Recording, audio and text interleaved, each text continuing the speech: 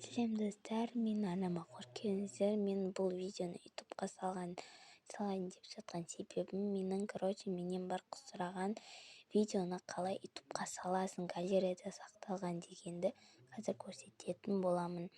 Ең бірінші біз галереяға кіретін боламыз. Және менде осындай нелер бар. И көрсетіп кетейін.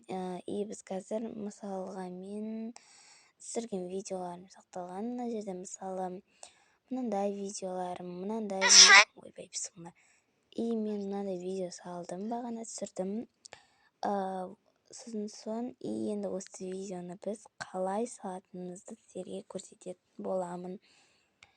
Вот мысалға мен давайте жай қояйық тосын. Давайте менің осы видеомды дейтін ютубқа салатын боламыз. Ең бірінші осы жерге кіреміз, загрузить етеміз. И бір видеоны алайық. Мысалға мен мынаны алатын боламын.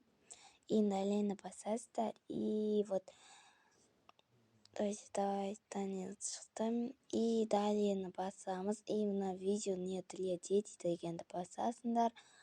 Вот сол кезде тартылады. Оңай бәрі, Вот.